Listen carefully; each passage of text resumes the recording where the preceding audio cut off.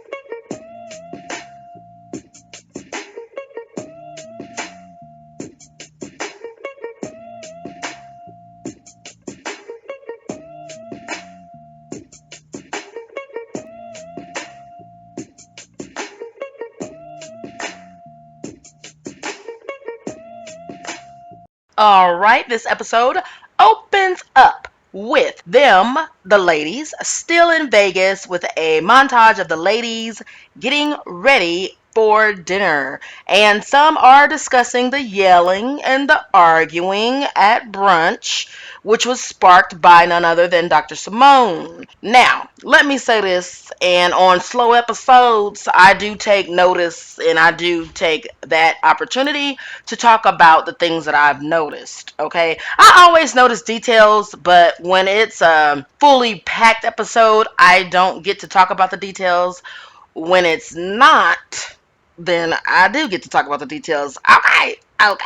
So I have noticed Dr. Heavenly in flip flops in episode 6, and now furry slippers in episode 7. But later that night, when the men's pick Dr. Heavenly up, she's in a cute booty heel. Okay? It's a high heeled shoe that's not quite an ankle boot, but almost. And that's called a booty. It's a booty heel.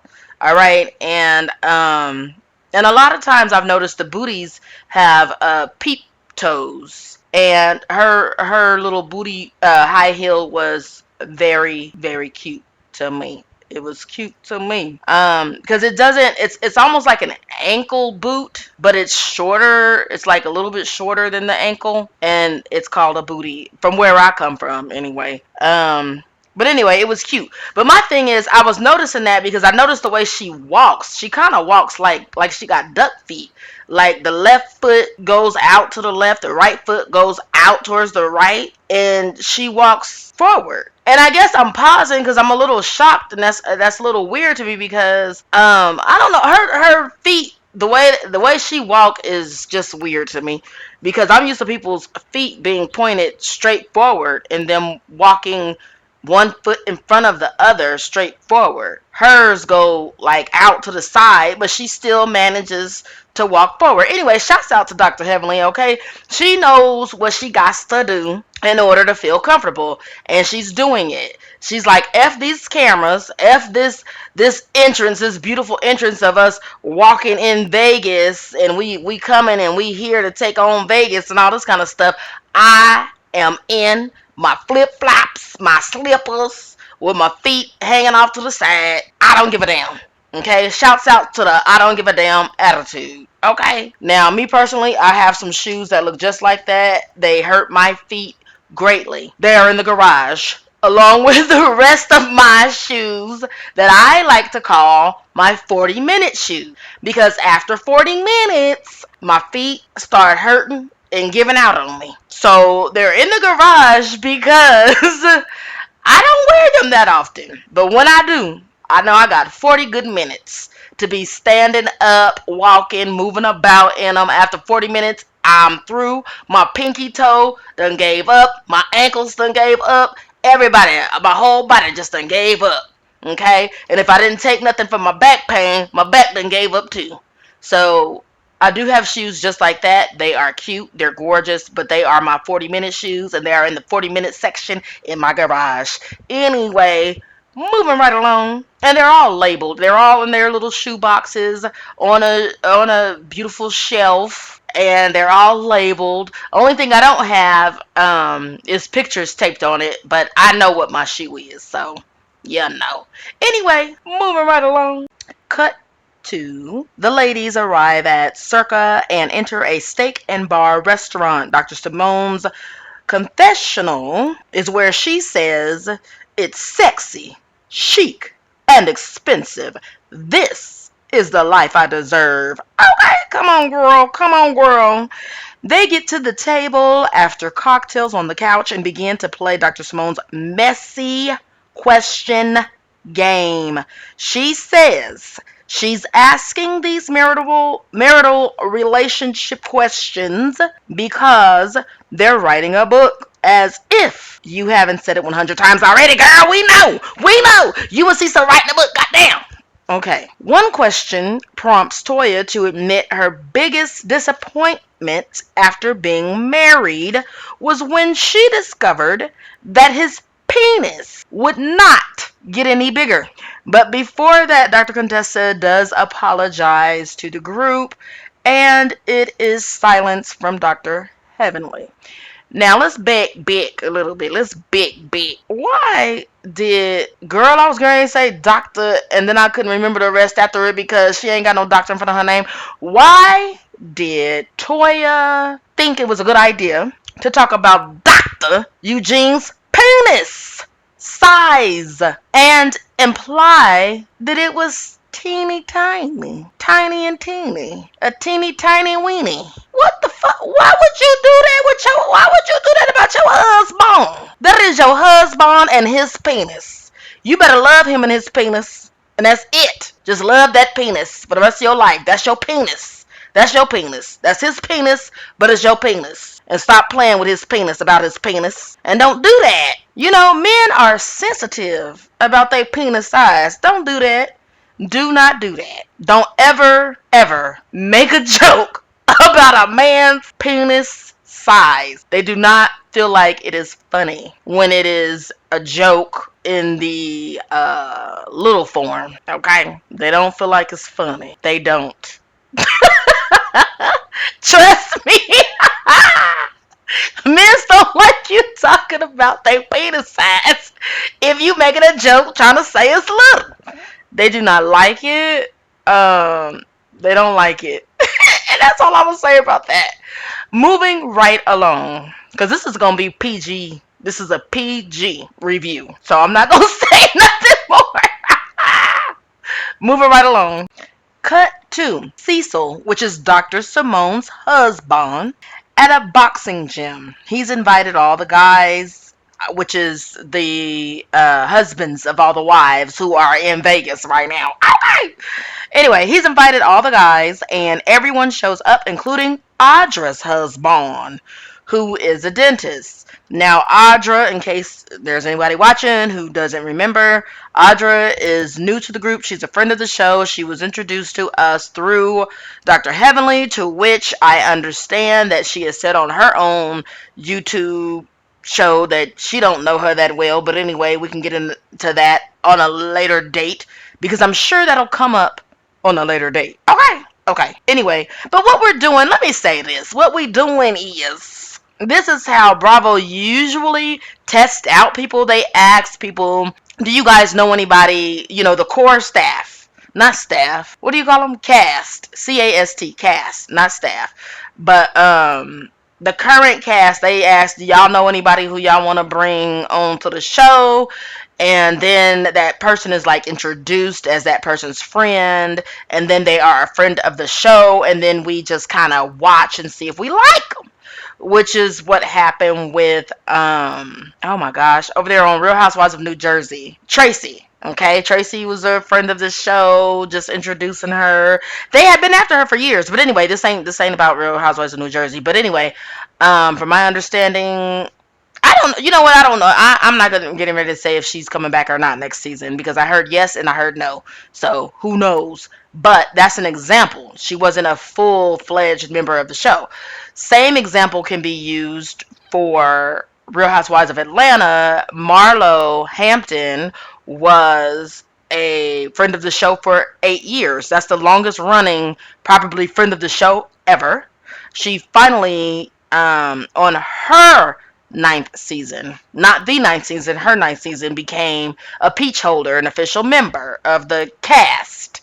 Okay, and I just did a how did they get here reading on her on my other channel, which is Indigo Sage Tarot. I did a tarot reading and a summary. It's all beautiful, came out nice. Go over there, check it out. The link will be in the description box below. But I'm just talking about different levels of friendships of the show. So Audra is a friend of the show. Her husband is there. Cecil invited him, invited all the guys. And the guys begin to work out with the trainer of the gym. Okay, it's a boxing gym. All right. They quickly become winded. And they lay down on the ring floor. Okay, the boxing ring floor. Eugene reminds the trainer that although they look young, they are old men. Here is something hilarious. It's hilarious to me. All right. So the men, after they get done and they breathing hard and everything, they sweating and breathing hard, which was good. But at the same time, I'm like, dang, how long did that session actually last? Because y'all should not be sweating and breathing hard like that. Dang, do y'all work out at all? Like at all? Damn. All right. I'm just asking. I know they doctors and all that kind of stuff, but is it like the more money you make, the less you need to think about your body and your health? Like, I would think as doctors, they would want to be healthy because they know what fat around your arteries can do. That's just me. Anyway, and even the ones that's not doctors, they married to a doctor, so how is it that you're not interested in health? I don't, and not to say they're not interested in health. I just don't understand why these men were so winded. They're gonna have to tell me that they did that for 12 hours. Anyway, moving right along. They begin to talk about the ladies' Vegas trip and how half of them are probably asleep by now. Cut to the women at the strip club having a good goddamn time. Ain't nobody asleep. Everybody getting penises rubbed all on them. Okay? And don't get that penis too close to me because I don't know where that penis has been. That's my thing. Okay? Even when I was picked up the same way Dr. Heavenly was in the chair, I still was like, watch the penis. I don't know. I don't mind penises. It's just in a certain setting. And for my birthday, anyway, in different occasions, I've been taken out to a show or two like that, and it's okay. It's okay. It's just a lot of when they put you on stage. It's a lot of penises thrust in your face, and that's just too much for me. Okay, that's just me. All right. Anyway, it's just too much. It's just too much. Continuing on. Okay. Now, speaking of the strip club, okay, the ladies do have a good time, although Jackie looks a little uptight. Even the MC makes a joke about there's usually one person in the group that's uptight. Who is that person? And everybody points to Dr. Jackie. Of course they would. She brings out her shawl and then later brings out her glasses, to which I was like, girl, you do not need your glasses for that. I think Dr. Heavenly made a joke that said even Stevie Wonder could see that. You do not need glasses. Okay. So Simone sets it up for Dr. Heavenly to be pulled up on the stage because she says she wants to record it for proof of I don't know what. And Dr. Heavenly is surrounded by the strippers and their penises. There's many penises surrounding her, and they pick her up in the chair. And as I previously just said, that I've been in that situation before, except for, I'm gonna be honest, I was a little scared because it was unexpected. I did not know they would be picking up my chair. I did not know what to expect. Because every strip show is different. They're not all the same. Like, unless you go to the same venue, the same, strip show people. But different strip shows do different things. There's just a large variety. Ooh, look at me talking like I'm an expert. I'm not. I'm not. I'm not. But I think that the reason why I've been to plenty, not many, but plenty in my opinion, is because there may be some people in my life who may feel like I'm a little uptight, and they, want me to let loose. And I'm not the Dr. Jackie. I am not the Dr. Jackie of the group. I am not Dorothy from the Golden Girls at a strip club. I do know how to have fun. I just, having all those penises, like 8 penises thrust in your face, is not my ideal time for a good night out on the town. Like, I don't need 8 penises in my goddamn face. Okay? Stay on stage. Get me off stage. I'm not trying to be. That's just not. Anyway, that's what happened with Dr. Heavenly. Dr. Simone says she did it on purpose so that she could record it and have proof. Moving right along. Now, cut to the next morning. They have breakfast. Simone suggests a night of remembrance to show how videos should look when it's your friend. Now, let me bring you guys' memory way back. Let's back. Now, in this morning breakfast, they are hooked up to IVs, and Dr. Heavenly says, I got Dr. Refresh with me. Dr. Refresh. And it's the IVs, and they're getting refreshed, which I believe what it is hydrating them, rehydrating them from being dehydrated from the alcohol and, whatever and what for and all of that. Okay. And I've been hydrated before through IV, and it does make you almost instantly feel better. It really does. I don't know what magic is in that, because I've always just drank water to be rehydrated. And even though water does work, don't get me wrong, but the hydration in the IV drip, it is magical. I guess because it's going straight to your bloodline or something. I don't know. I don't know why it works well. I just know it works well. Okay. Now, here's the question that I had when I asked you guys to back. I believe it was about season 2, maybe season 3, where Toya of Toya and Eugene was trying to get Dr. Eugene to do this. And she aimed it at her friends by saying, after a night of partying and drinking, you need this IV. It just makes you feel so much better. And she had like a little get together where she invited them and had them get hooked up to the IV. And some of them was kind of like, do I really want this? Which actually, I think I want to go out on the limb. Okay, I know I live on the limb, so I don't have to go out. But I think Quad was one of them who kind of doubted this IV refreshing thing. And I cannot actually remember if I saw her right now get hooked up this season. But I just wanted to know, and I want you guys to say it in the comments if you remember Toya had this idea for Dr. Eugene years ago. And I don't know if it went anywhere. I was about to say apparently it didn't go nowhere.